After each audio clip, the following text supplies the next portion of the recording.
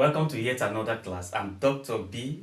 I'm your chemistry teacher online, and today we are going to be discussing, or rather continuing the discussion on the UV visible spectroscopy. Today we are going to be looking at the instrumentation stroke application. Don't forget that in our previous class we had looked at we have simply looked at the theoretical aspects or discussion of the UV visible spectroscopy. Okay, so remember that we had told ourselves that the UV visible spectroscopy, it simply has a way of operation that it is based on the absorption of UV visible radiations at a frequency of a wavelength of about 200 to 400 nm, that is nanometer. That once that kind of radiation goes into a sample, that sample will experience an agitation and is going to experience a subsequent excitation of its electrons from the ground energy state to the excited energy state, and that will always allow for absorption, and then sometimes another sort of excitation, which is transmission, as the case may be. We had also remind ourselves that that process of absorption will always lead to information at the display unit that will come as a spectrum, and that spectrum will allow you to be able to do some sort of work with the information, which we are going to see today as the application of the UV visible spectroscopy. Now, do not forget to like, do not forget to share. Don't forget to share these beautiful classes with your fellow students, especially those of you that are in your final year taking this kind of a course in your final year. Those also in third year taking this kind of a course in your third year. Do not forget also to like, remind them to do what? To subscribe, to just tap on the subscription button, and that will be okay. So they can get these lectures as they come. Do not forget to like, comment. I have a Facebook page that is Dr. B Science Classes or Chemistry Classes, and you just type that into your Facebook search and you are going to see that. Don't forget to tell them to do what? To share, to do what? To follow as well, to like, and also to comment. Now, thank you very much. So we are going to look at the instrumentation. Now, looking at the instrumentation, let us put down something that will guide us. Okay, now looking at the instrumentation, first we have a lamp. Okay, so this is let's say a light source. This is a light source. We have a light source. Now from this light source, it brings us into a slit. Okay, so this is a slit. This is an entrance slit. This is an entrance slit. Now from this entrance slit, it takes us to another component, which is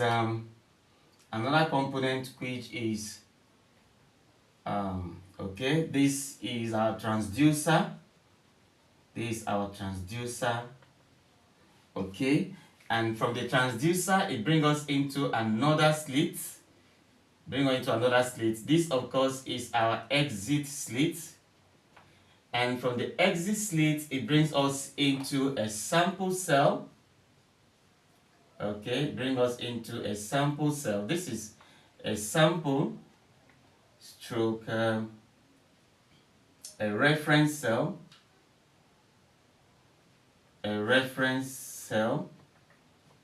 Okay, this will of course bring us into what we call this will give us something of this looks like this. Okay, so and this, and then we have this.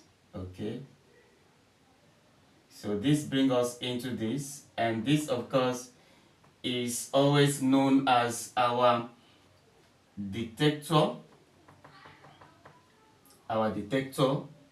Okay, or our signal okay, our signal system. Okay, and then this will of course bring us into what we describe as this is a screen, of course, so this screen can give you something of this nature. Okay. Okay, so this is our display unit. Okay, or you can call it your data source. Okay, you can call it your display unit or data source. Now this is the typical representation of the instrumentation of a UV visible spectrophotometer or spectroscopy, as you may want to call it. This is a typical description. So you have the light source, you have the entrance slit, you have the transducer, you have the exit slit. Now let us know that from here to here, that is from the entrance slit, transducer, and the exit slit, is what we call the monochromator.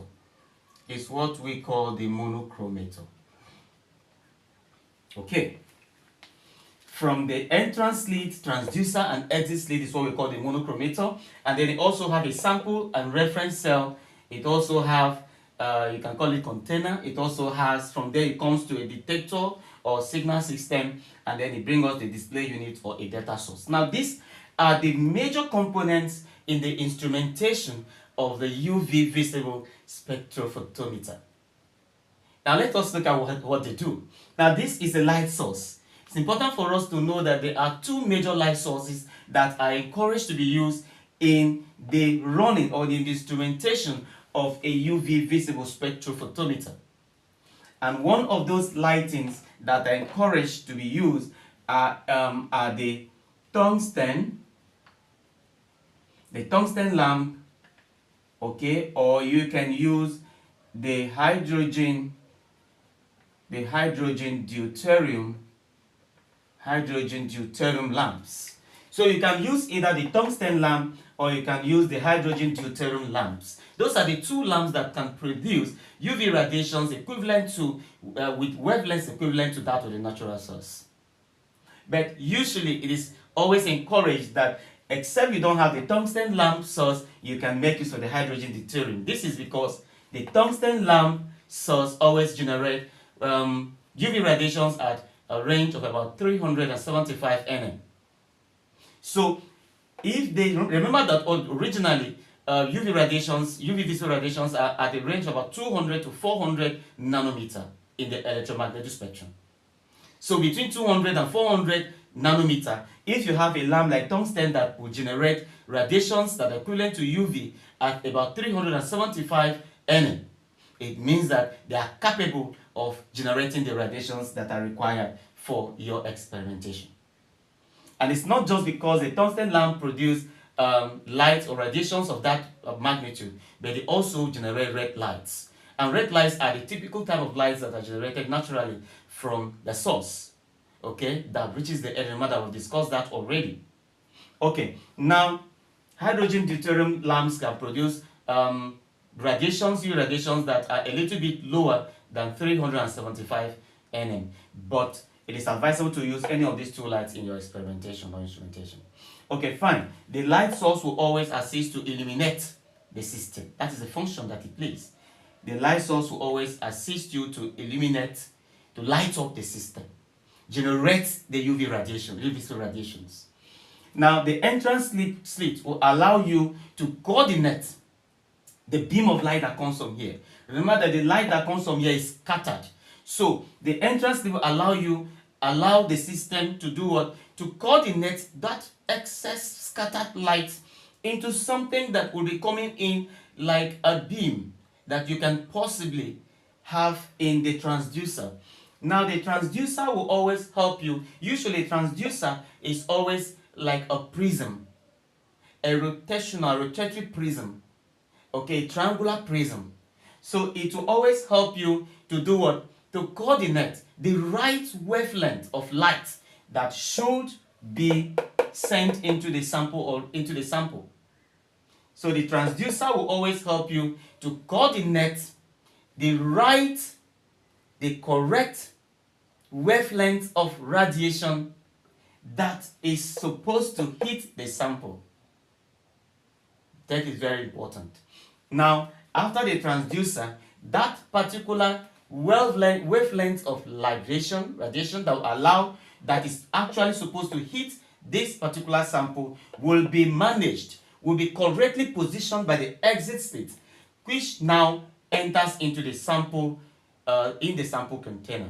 Not all the radiation that are coordinated from here that comes into the sample container that are going to perform the work, that are going to be absorbed by the sample. Not all the radiations that come from the transducer that will be absorbed. Some of the radiations will fall out. This is because they will not possess that particular wavelength that the sample needs. So the sample will now look at the radiations that came in from the transducer, and it is the right radiations with the right wavelength that will be absorbed. The rest will be dropped here in the sample cell. Now, once the sample gets the right radiation with the right wavelength, it is now going to do what? Get excited. It's now going to be unbalanced or stable, and then the atoms that are here in the sample will now get excited, and you understand? And then from the ground level to the excited energy level, where absorbance can be measured. Now, after this, you are going to find the radiations that are absorbed. The radiations that are absorbed or transmitted, the radiations will now move to the detector signal system. Now, the detector or signal system is there to help you identify the intensity of that radiation that was able to enter, to absorb in the sample. That radiation that was absorbed by the sample that causes all those excitations will be detected in terms of its intensity by the detector or signal system. And finally, it will be allowed into the display unit. The display unit will definitely now give you a picture of a spectrum with information that, when compared with standard raw materials, you'll be able to tell what a structure of a molecule is, how you can identify a particular molecule, how you can be able to characterize a particular molecule. This is the way the whole system is. So this is all about the instrumentation of the UV visible spectroscopy. Now, this information here, how will it look like? Now, let us take an example. Let's take an example of the information that comes in here. Now, so the information that comes in here, could come in this way. So you could have information like this. You could have information, something of this nature. Okay, so this could be 300, this could be 400, this could be 500, this could be 0.3, this could be 0.6, this could be 0.9. Okay, so that is the kind of information that you will get at the display. Let us say, okay, this is your display unit. This is your display unit. So this is typically what you have. Now from here is your wavelength in nm. Okay, from here is your wavelength nm. And then here is your absorbance. Okay, so here is your absorbance. Here is your what? The wavelength. Remember that we had said that it is the information you get in terms of the absorbance with respect to the wavelength that will give you that possibility, that data, to be able to do some work, some findings about that unknown particular substance or molecule that you're able to establish, that you do not know its properties. So now, if, assuming here you have a maximum wavelength of, let's say, 255 nm, and here you have a maximum wavelength of, let's say, 239. Okay, let's say 239 nm. Okay, so let's say you have, okay, let's say 293 nm. Let's just look at that. Let's say this is the typical information you got from your display unit after the instrumentation. This is what you have. It will be printed out at the end of the day. Now, this is a kind of diagram that you have with two peaks in this way. And then with these peaks, we have the first peak is 255 nm maximum wavelength. The second one is 293 nm maximum wavelength, or 295 as the case may be. Now, when you take this particular information for the maximum wavelength compared to the points of absorbance, and you compare, remember that what you are doing here, you do not know what it is. That's why we say elucidation of structures of organic compounds. Now, when you take this information and compare it with the standard raw materials we already have, you'll be able to know what this new compound, in terms of the molecules that is measured, is. And you could see that this will always describe something like this, a compound like this. Let's say this, okay, and then okay, and then this is nitrogen CH32. Now you could see this information that you have here will allow you to compare this very information with standard materials, and you will notice that this is the structure of a compound that you have been able to generate, or been able to probably synthesize at the end of the day, that you do not know. So you can see how the UV visible spectroscopy is able to assist you after synthesizing particular compounds. Particular molecules can also be used to identify them. Okay, so this is a typical way you can look at the instrumentation of the UV visible spectroscopy. Now, what is the application? There are numerous applications as far as the UV visible spectroscopy or spectrophotometer is concerned. And one of the applications is in the detection of impurities. Detection of impurities. Detection of impurities. Okay, one, detection of impurities.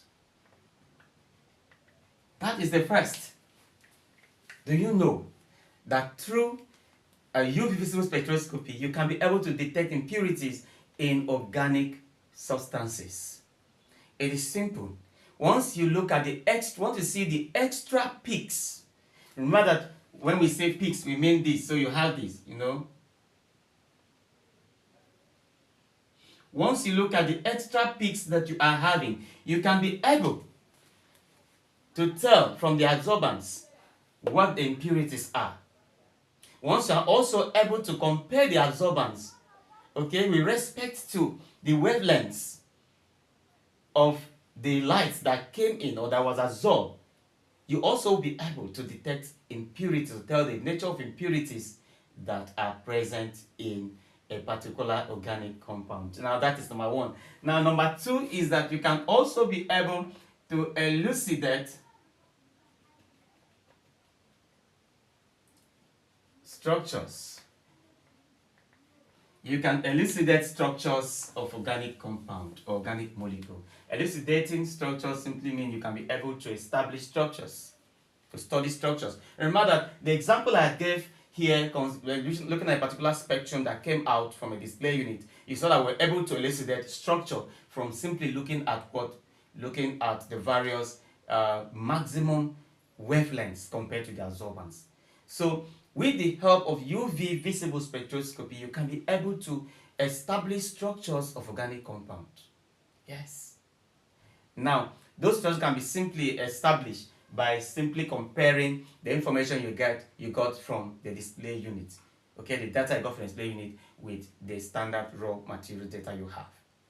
You can also be able to do what? To detect functional groups. To detect functional groups in organic compounds. Now, coming back to the elucidation of structures, you'll know that with the UV visible spectroscopy, you'll be able to tell the presence or the absence of unsaturation. Yes, you can also be able to tell the presence of heteroatoms. Once you're able to tell the presence of heteroatoms, you're able to tell the presence or absence of unsaturation, you'll be able to elucidate structures of organic compounds. That is very, very important. Now, it can also detect functional groups in organic molecules. Yes, you can be able to use the UV visible spectroscopy to detect functional groups in organic molecules. You can also be able to use it to do what? To tell the kinetics, okay? The kinetics of reaction. The kinetics of reaction. You can be able to use the UV visible spectroscopy to tell the kinetics of reaction. Once you are able to study the light rays that goes through the entrance slit into a transducer and then goes through the exit slit and hits the sample cell. Once you can be able to measure that light, you'll be able to tell the rate at which that particular substance absorbs the light, and that is kinetics. So there are so much. You can use the UV visible spectroscopy to also be able to run a high power liquid chromatography or a high performance liquid chromatography. Yeah, the HP LC. So you can be able to use that to do. You can be able to use the UV visible spectroscopy to do so much, even in drugs. So today we have been able to establish the instrumentation of the UV visible spectroscopy or spectrophotometer and how it is applied in the study of organic compounds. Do not forget to share this class, quite an interesting class.